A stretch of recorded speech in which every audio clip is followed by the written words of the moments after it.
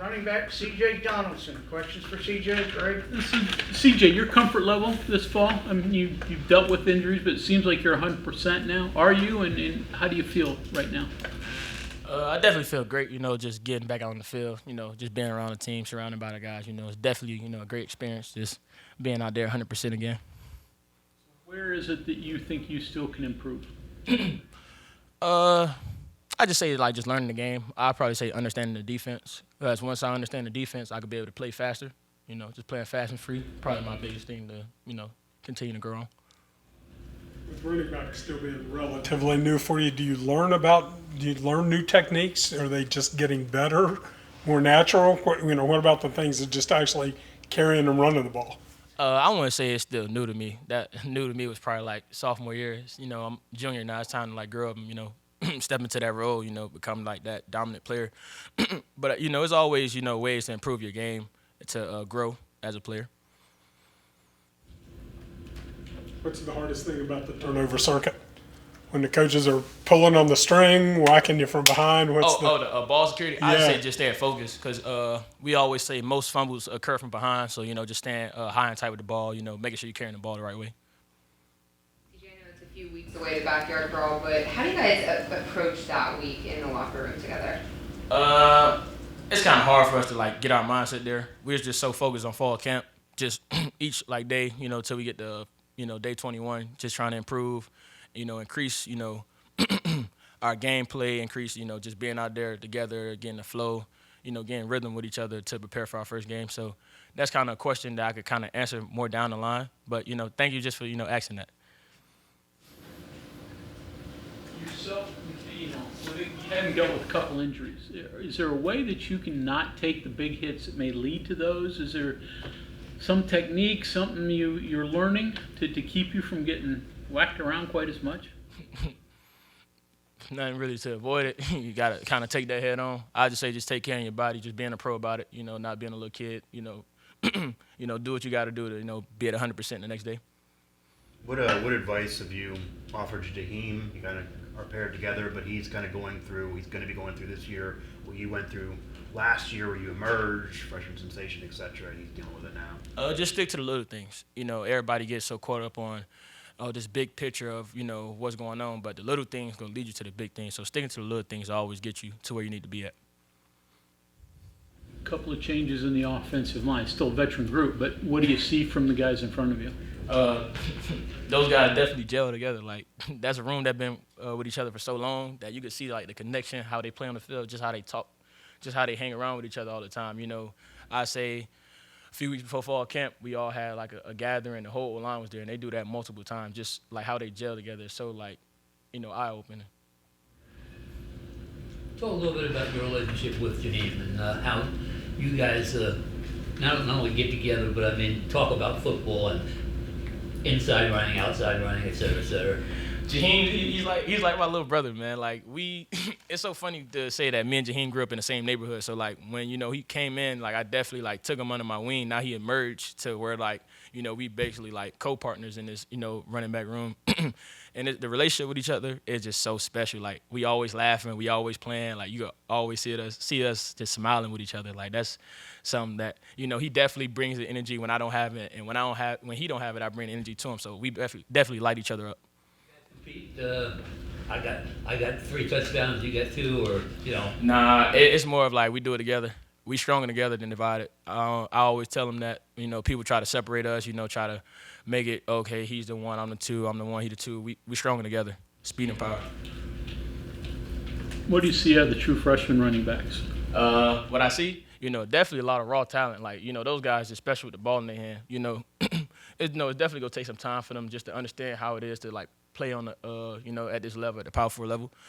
But over time they'll definitely emerge, and that running back room go keep rolling. Coach Scott is an amazing coach. He coached well, and they guys are picking up on it fast. Hardest thing for a young running back to learn, is it the blocking more than with the ball in his hands? What's the hardest thing for a freshman? You were there.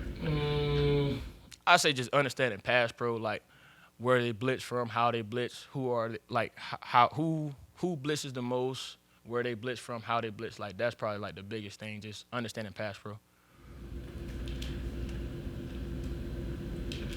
How competitive are you with Trey still? And Trey, how far does that go back? Today we had a team, so we have like a challenge doing our team meeting, and it was like a basketball shot, and they picked Trey on the defensive side. Instantly like jumped up, hoping Gigi picked me, but he picked Rod. You know, I ain't a basketball guy, but any chance I get to compete with Trey, it could be golf, it could be speed walking. Like I'm always try to like compete with him. He definitely sharpened my iron. I sharpened his iron too.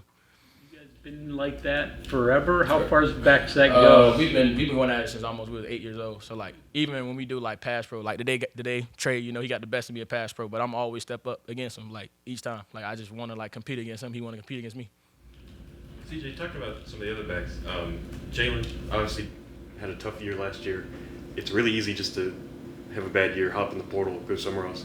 What do you think it says about him that he, you know, is still here and kind of determined to work through that? He just definitely believe in the team. You know, we all have a role.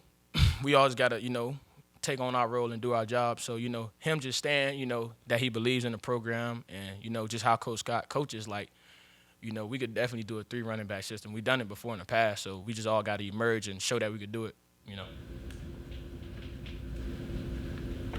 CJ, you mentioned the speed and power with you and Jaheim, pretty obvious, but like when he gets a number of handoffs in practice or a game and all of a sudden you're in there, do you notice that the defense is maybe not ready for what you're about to give them after what they had just seen from Jaheim? Yeah, it's definitely oh man, they got him in the game now. Like just like sometimes we go 21, where's me and Jaheim in the game? They don't know who's the true running back because it's so hard to like, you know, stop both of us. So when Jaheim, you know, brings the speed, they're, you know, so worried about the ball bouncing outside, and me, I get downhill. It's kind of hard to stop that. Very hard. I don't know if you heard this, but the other day Neil said that they probably could have done a better job getting you ready last year from January on just for that sophomore season. I don't know if you agree with that, but maybe you can take me through what it was like that was new or different or difficult that maybe he wanted to help you with more. And then also, how does that help you help Jaheim? Can you repeat that again? Yeah, Neil said that they probably didn't do the best job getting you ready for all the stuff that comes with that sophomore season. Right. So I don't know if you noticed that during the year, if there were challenges that were new, and then also going through that, obviously that helps you get Jaheim through it, but what can you get him ready for that you went through? Just taking on a bigger role. You know, you definitely got to grow each year, so like not being stuck in that freshman mindset going into that sophomore year. Like that sophomore year, you basically like a junior, you got to like grow and, you know, you're a big part of the offense. I just like definitely try to like keep them level-headed and keep them focused on like the main goal and not get so distracted about outsiders. The thing last year, were the distractions just a lot going on? Just a lot to handle. You know, I didn't really have no true understanding of what was going on. I was just so, my eyes was everywhere, just focused on the wrong things. But, you know, keep the main thing, and everything work out. There's been a lot of talk, I guess, about your season last year, and the overall numbers can be argued as good, but you had a streak there. How would you evaluate your season last year? Average. Basically just averages. My freshman year I had 80 carries for 500 yards, and following year I had like 100 plus for like 780. That was just an average year, honestly what it is. So one thing Jaheim said in the spring, he said his main goal is finding the end zone more. That's obviously not a problem for you. So how do you help him in that regard? Just finishing runs. Like in practice, you know, Coach Scott always say, play with game-like behavior. That's why we so focused on fall camp. Like we treat each day like a game. Like today was, you know, game 5. So tomorrow will be game 6 for us. Just, you know, when we get past the defense, like burst, like get to the end zone. Like you got to train your mind constantly over and over to get to the end zone in practice. Then when you get in the game, it'll just be natural. Like it's something I've always done. It's a habit. So what's the safe way to finish runs in practice? Because the last thing you want to do is either you get hurt or the defender gets hurt. Right. So what's the safe way to do that to where it carries over into the game? It's a dangerous sport. We choose to play it. You know, we love to play it. You know, if I got one play left on the field, you know, I definitely do it. So it's not really no safe way.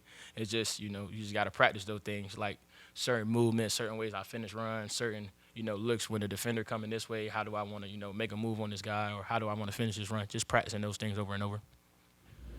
I asked Aubrey about West Virginia always looking to get respect. They always have felt that they don't get the respect they deserve. Penn State, on the other hand, you know, they're expected to win 10 games every year, and this, you know, you guys are going to come together.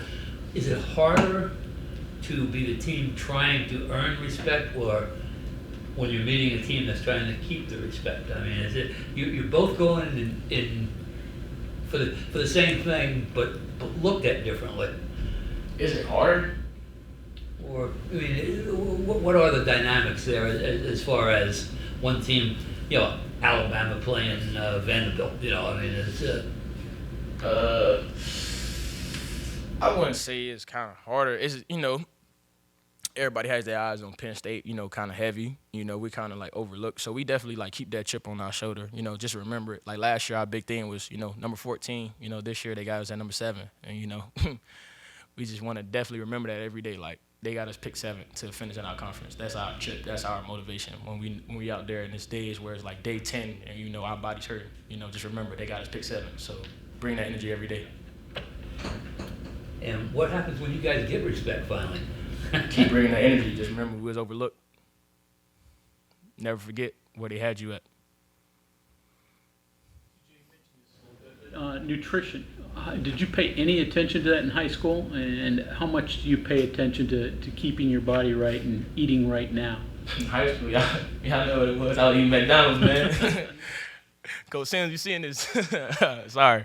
Yeah, Coach Sims, he let me play free. He just always told me, play free and have fun. But now, my body is a business, and I understand that fully. I didn't understand it as much last year, but I truly understand my body's a business. So I'm sitting down with Haley, texting her all the time. Haley, is this the right thing to eat? Do I need to put this in my body? Haley, how much do I need to hydrate today? Just paying attention to the little details. Like I always say, the little things. It's so small that you would look at it as like a big thing, but it's such a small detail that can help you excel.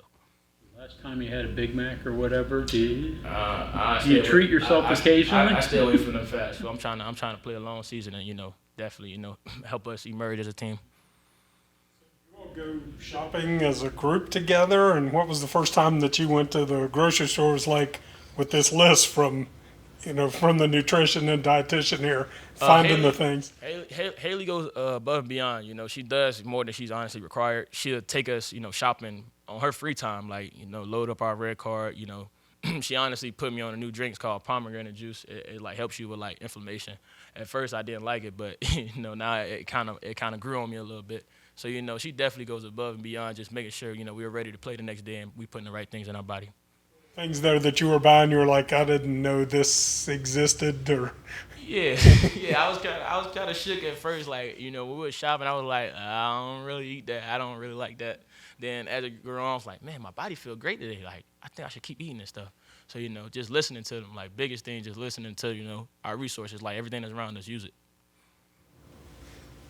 CJ, did you know Jaheim when you guys were in Miami? Yeah, that it's so funny that Jaheim's here. Because it's man, we grew up in the same neighborhood. We literally lived in the same neighborhood. That's little brother. For real. It's so cool just knowing we on the same team and we both in the same position room and we both just competing. I wouldn't say competing against each other, but we were competing to make each other better. He's gonna make a big play. It's all right. So he's gonna bring the energy. Okay, I gotta finish the runoff. So we we work together. We like a big grenade that work together. He was there the middle school age, and then he goes to York. He left in elementary, around that elementary time. Then he moved to York, PA, and then.